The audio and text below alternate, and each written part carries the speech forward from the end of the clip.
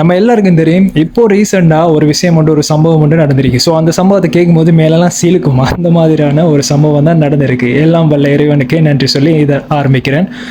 அது என்னன்னா, லிபியா நாட்டை சேர்ந்த அமருங்கிறவர் தான் இவர். ஸோ இவர் ஹஜ்ஜுக்காக புறப்பட்டு அவர் அங்கே ஏர்போர்ட்டுக்கு ரொம்ப தாமதமாக வந்தது மட்டும் இல்லாமல், அவர் அங்கே வந்ததுக்கு அப்புறம் அந்த ஏர்போர்ட்டில் நிறைய செக்கிங் நடந்திருக்கு. ஸோ அந்த செக்கிங்கில் இவர் மாட்டினதுனால ஸோ இவரால் ஹஜ்ஜுக்கு புறப்பட இயலாமல் போயிடுச்சு. ஸோ அந்த டைமை பார்த்து கப்பல் கூட பிளேன் கூட பறக்க ஆரம்பிச்சிச்சு.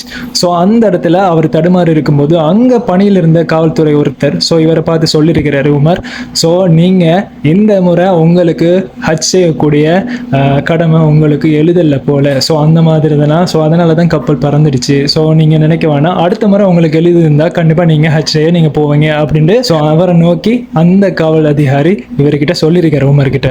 ஸோ அந்த நபரை பார்த்து இந்த அமர் சொன்னார், அதாவது நான் வந்த நோக்கம் ஹஜ் செய்ய. ஸோ எனக்கு எழுதியிருந்தால் கண்டிப்பாக எனக்கு இந்த இடத்துல ஹஜ் செய்யக்கூடிய பாக்கியம் எனக்கு அல்லாஹ் எனக்கு தருவான். ஸோ கண்டிப்பாக நான் ஹஜ் செய்ய போவேன். அந்த மாதிரி அந்த நபர்கிட்ட அமர் சொல்லியிருக்காரு.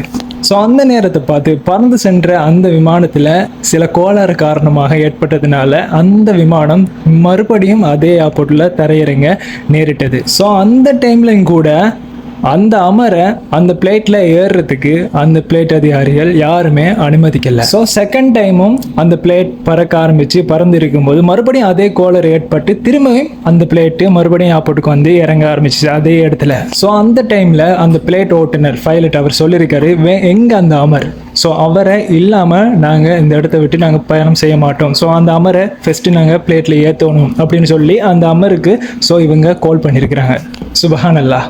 கடைசியாக இறுதியாக அமரும் அந்த பிளேட்டில் பயணம் செய்ய ஆரம்பிக்கிறாரு. அந்த பிளேட் நல்லபடியாக போய் மக்காவில் போய் அது லேண்ட் ஆகுது. ஸோ இதில் நல்லா நீங்கள் நோட் பண்ணுங்கள், அல்லாஹ் நாடு இருந்தால் என்ன நடந்தாலும் எந்த மாதிரி சுச்சுவேஷன் நடந்தாலும் ஸோ அதெல்லாம் இல்லை, அல்லாஹ் நாடு இருந்தால் கண்டிப்பாக அதை நடத்தி ஆவான்.